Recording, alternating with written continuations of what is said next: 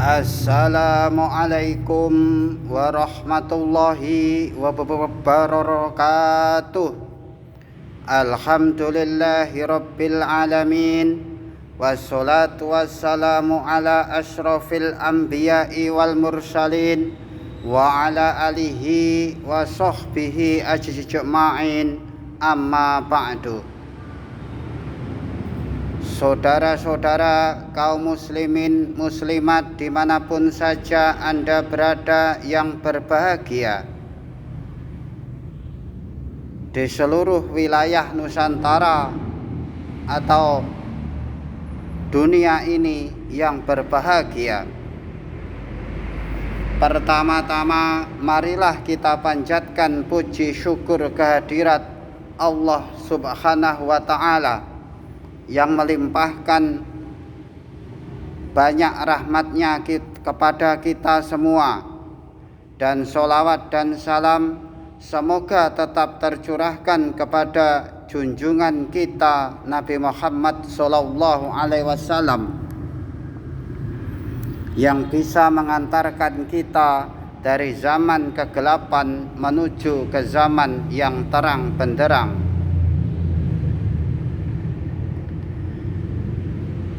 Maka pada zaman sekarang ini adalah dunia kita adalah termasuk pada zaman modern.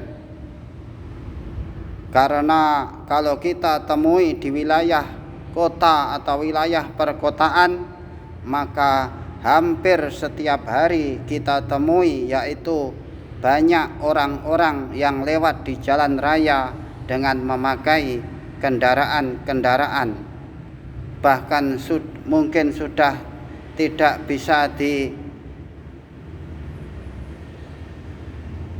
diberi senggang lagi untuk jarak dari mereka yang lewat dengan memakai sepeda motor itu atau memakai kendaraan lain, yaitu alat-alat transportasi kita, yaitu misalnya sepeda motor, mobil, truk, bus, dan lain sebagainya. Di wilayah perkotaan hampir setiap hari kita temui itu. Orang-orang yang lewat di jalan raya, dan pada zaman sekarang ini maka kita melihat orang-orang itu yaitu mempunyai kepentingan tertentu, yaitu menuju ke kota misalnya hanya untuk rekreasi dan sebagainya, dan terutama ada juga mereka orang yang mencari nafkah atau bekerja.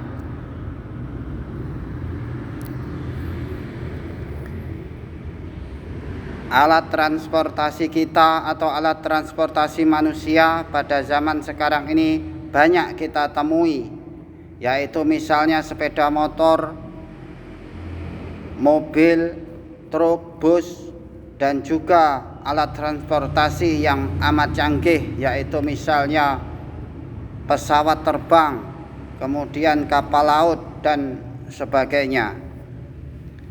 Pesawat terbang kita jumpai di tempat yang megah, yaitu misalnya bernama bandara.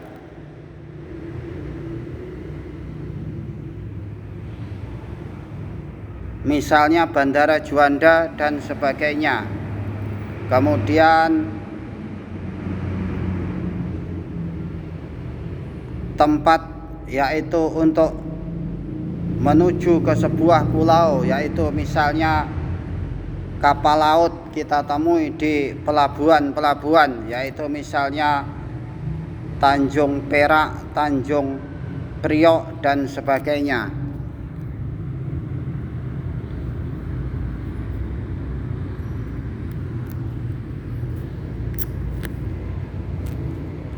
Maka dari itu, dengan limpahan rahmat dan nikmat yang kita miliki, kita mempunyai bekal untuk menuju ke suatu tempat yang ingin kita capai, yaitu misalnya ingin pergi ke kota dekat atau ke kota jauh misalnya.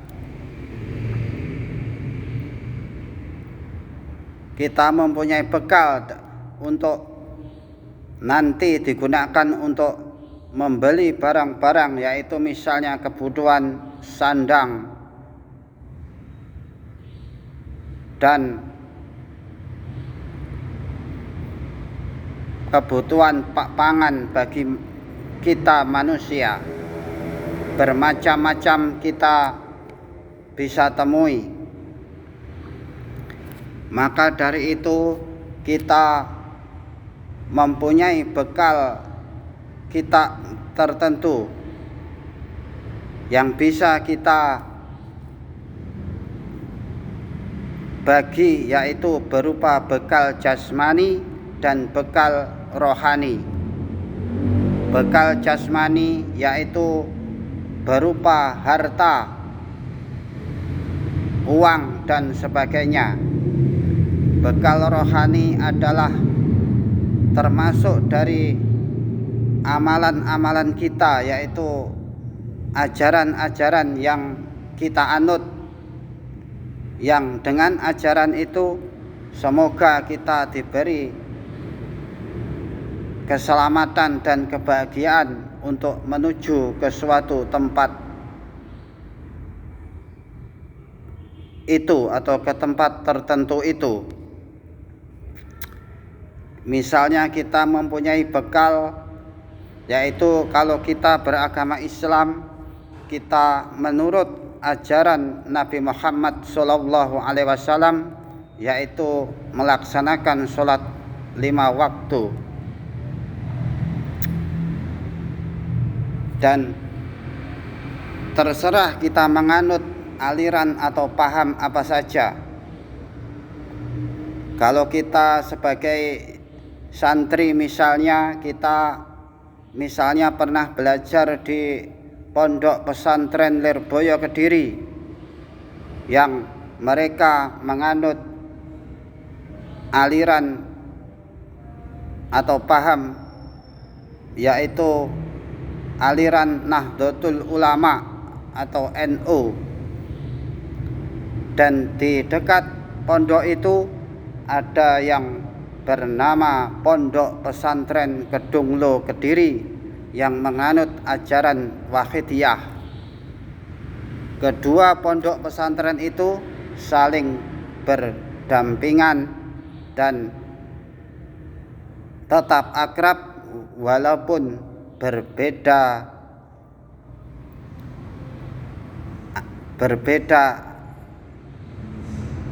aliran atau paham.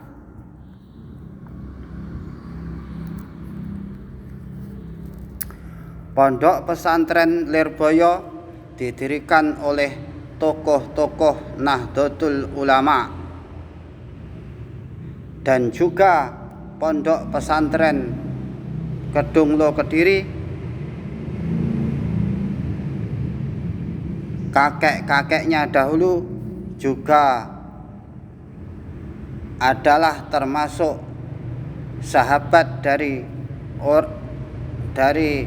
tokoh yang mendirikan Nahdlatul Ulama, yaitu pendiri dari Pondok Pesantren Kedunglo itu adalah Kiai Haji Muhammad Ma'ruf, yang beliau adalah bersahabat dengan Kiai Haji Hasyim Asy'ari yang sama-sama santri dari Syekhona Khalil atau Kiai Khalil Bangkalan Madura. Kiai Haji Muhammad Ma'ruf dilahirkan pada tahun 1852 dan wafat pada tahun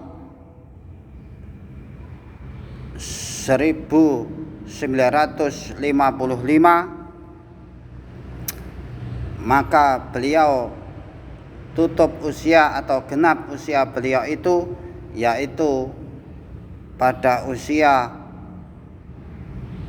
sekitar 103 tahun.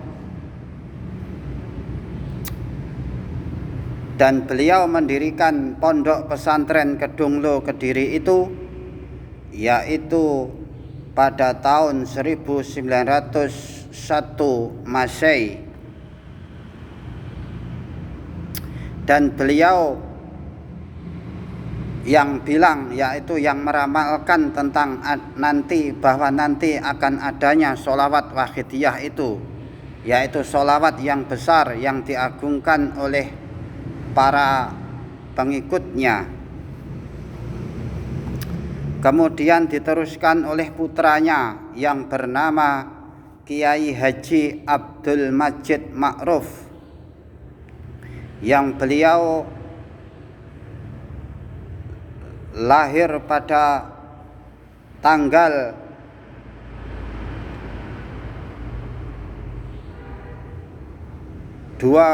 yang beliau lahir pada tanggal 20 Oktober 1918 dan wafat pada tanggal 7 Maret 1989, maka genap beliau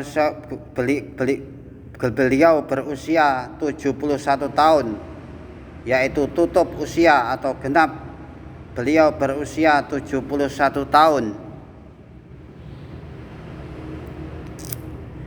Dan beliaulah yang menjadi mu'alif sholawat wahidiyah, yaitu sebagai pendiri sholawat wahidiyah pada tahun 1963. Kemudian penerus sholawat wahidiyah kemudian diteruskan oleh putra beliau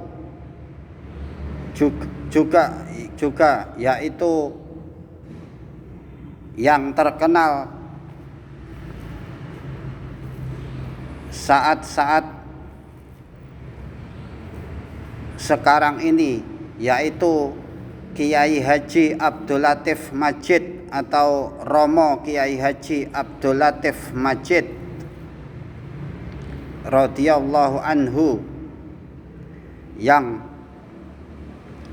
beliau lahir pada tanggal 15 Agustus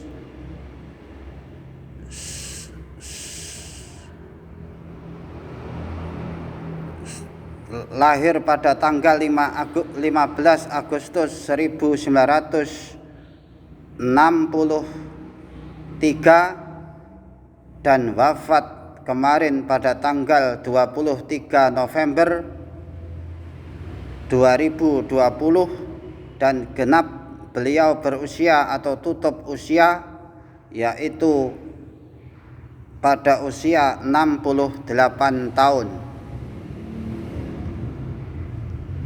Dan sekarang digantikan oleh putra beliau yaitu Kiai Haji Ali Fikri.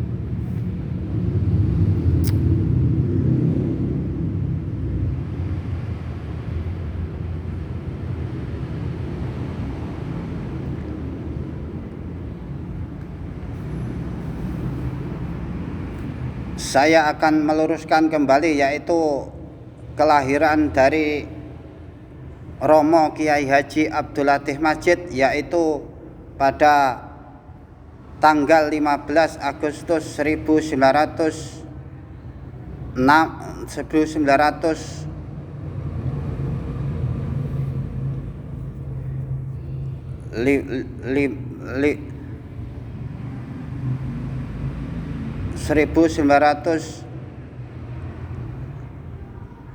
1952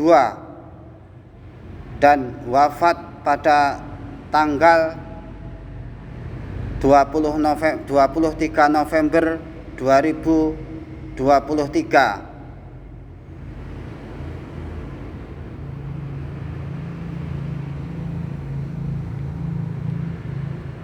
jadi genap berusia 68 tahun. Dan dan sekarang digantikan oleh putra beliau, yaitu Kiai Haji Ali Fikri. Dan saya akan tunjukkan tentang foto-foto tokoh dari pendiri dari aliran Wahidiyah.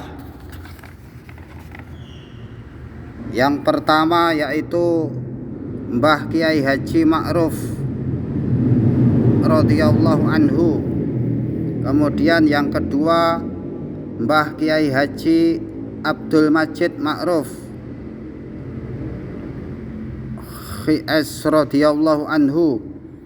Kemudian yang ketiga Kanjeng Romo Kiai Haji Abdul Latif Majid radhiyallahu anhu. Merekalah para tokoh dari pendiri dari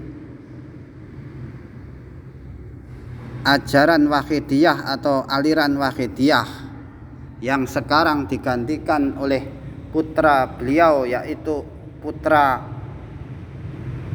yaitu Kiai Haji Ali Fikri Majid, Kiai Haji Ali Fikri.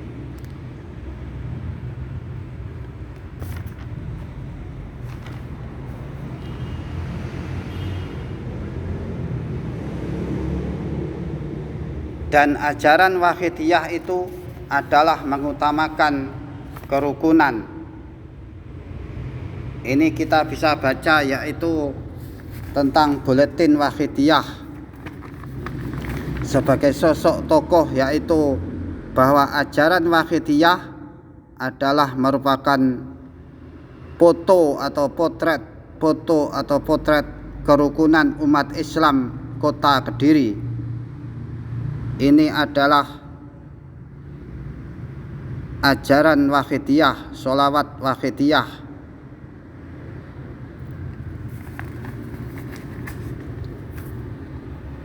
Dan ajaran Wahidiyah itu adalah mempunyai wirid tertentu.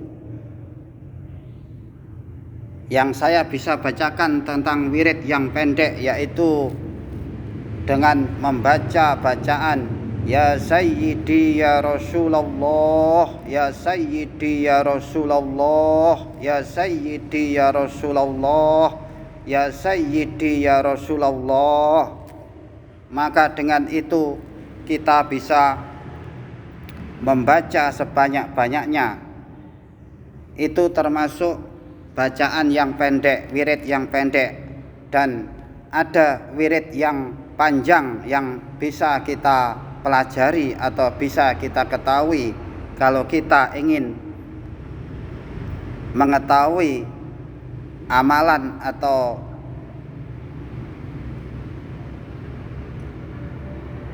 ajaran sholawat Wahidiyah itu, amalan atau ajaran sholawat Wahidiyah itu.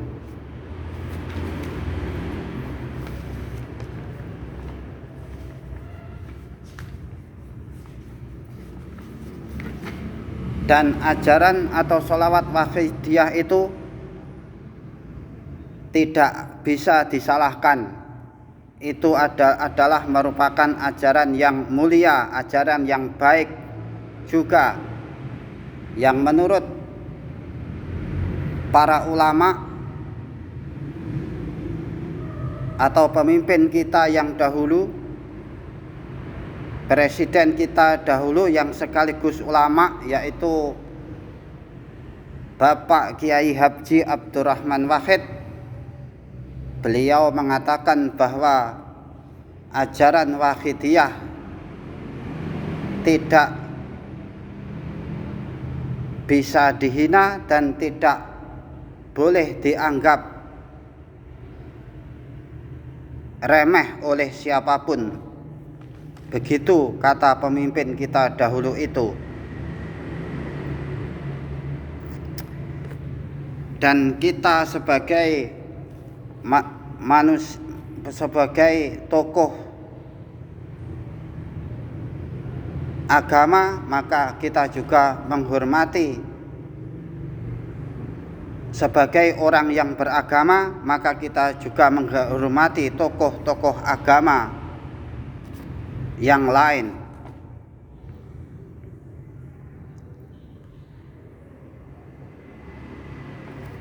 Tokoh agamawan seperti Bapak Kiai Haji Abdurrahman Wahid, yang walaupun beliau sudah tiada, tapi kita masih mengenal amal-amal beliau, yang menurut salah satu ulama kondang zaman sekarang, yaitu Kiai Haji Muhammad Iqdam atau Gus Iqdam, bahwa santunan Gus Dur, yaitu tempat beliau itu masih bisa digunakan, atau hartanya masih bisa digunakan untuk menyantuni fakir miskin, yaitu misalnya 1 bulan 100 juta atau 200 juta begitu, yaitu Pondok Pesantren Tebu Ireng Jombang itu. Yang saya akan bisa menceritakan tentang pengalaman saya, yaitu berkunjung ke makam Gus Dur atau pesarian Gus Dur, atau berkunjung ke Pondok Pesantren Tebu Ireng Jombang itu. Yang ini saya akan bisa bacakan tentang buletin saya, yaitu berkunjung ke makam Gus Dur Kiai Haji Abdurrahman Wahid. Saya akan bacakan ya pengalaman saya atau buletin saya ini. Berkunjung ke makam Gus Dur. Karena mengalami sakit menjelang tahun baru 2010, Gus Dur wafat. Innalillahi wa inna ilaihi raji'un. Bertepatan pada hari Rabu tanggal 30 Desember 2009. Merupakan duka cita pada waktu itu bagi bangsa dan negara, kehilangan seorang guru, bapak bangsa dan seorang negarawan. Duka cita dari berbagai kalangan, agamawan, tokoh masyarakat, pejabat pemerintah dan sebagainya. Duka cita diucapkan oleh Presiden Republik Indonesia Susilo Bambang Yudhoyono saat dimakamkannya. Banyak karangan bunga di sekitar Pondok Pesantren Tebu Ireng Jombang dan para peziarah dari berbagai daerah dalam dan luar negeri.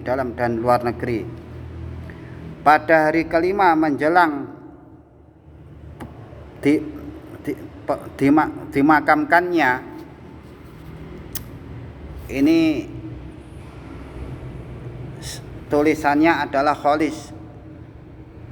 Kholis atau saya sendiri mendekati makam Gus Dur itu.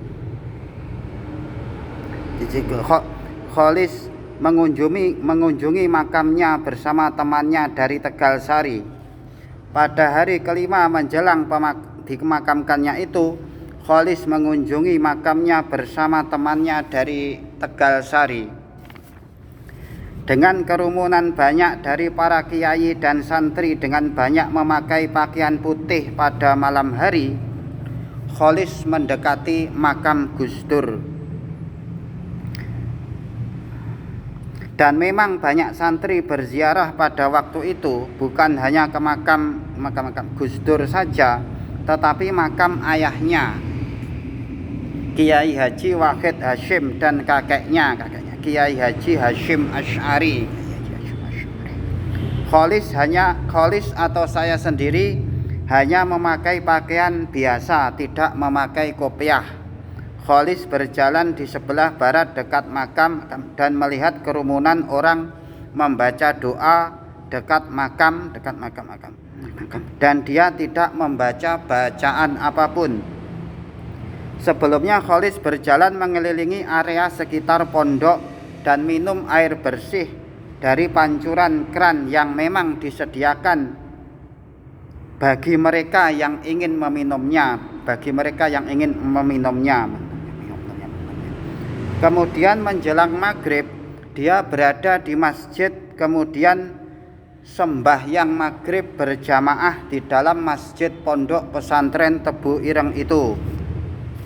Pada saat perjalanan pulang sampai di sebuah desa, hujan deras dengan kilat yang menyambar keras suaranya pada malam hari. Mungkin itu adalah suatu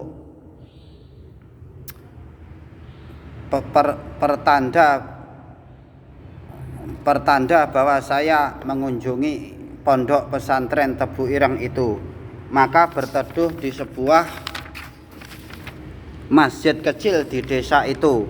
Setelah melakukan sembahyang Isya, mereka pulang, yaitu saya dan teman saya itu. Beberapa bulan setelahnya, Kholis ingin lagi berkunjung ke makam atau pesarian itu bersama temannya itu lagi. Maka setelah sampai di pondok pesantren pada sore hari, pintunya tutup, belum diizinkan masuk, dan diizinkan masuk pada malam hari sekitar pukul 8. Maka pulanglah dia bersama temannya itu. Dan ketika itu hujan juga turun, walaupun rintik-rintik, dan dia tidak berteduh, tetap meneruskan perjalanan. Ini gambar beliau, yaitu Bapak Soeharto dan Gus Dur sedang berjabat tangan. Kenangan beliau dahulu, para tokoh-tokoh pendahulu kita. Itu pengalaman saya yang sekarang ini kita membangun ya kehidupan yang baru, yaitu kita mempunyai ulama yang baru lagi, misalnya yaitu Kiai Haji Muhammad Iqdam, yaitu Gus Iqdam. Maka kita bisa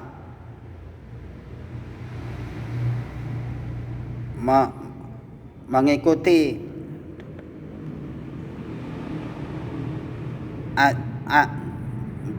petunjuk-petunjuknya lewat pidato-pidato atau ceramah-ceramahnya atau kajian-kajiannya atau pesan-pesannya yang bisa kita simak.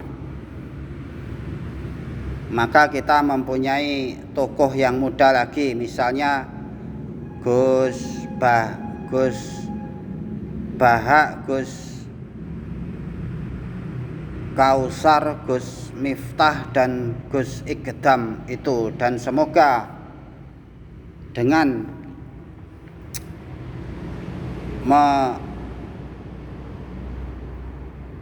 memperhatikan tokoh-tokoh agamawan itu, semoga kita tetap mendapat petunjuk dan bimbingan dari Allah Subhanahu wa ta'ala. Demikianlah yang dapat saya sampaikan. Mudah-mudahan ada hikmah atau manfaatnya. Terima kasih atas segala perhatian. Mohon maaf atas segala kekhilafan. Aqulu qawli hadza wa astaghfirullahal azima li wa lakum. Wassalamualaikum warahmatullahi wabarakatuh.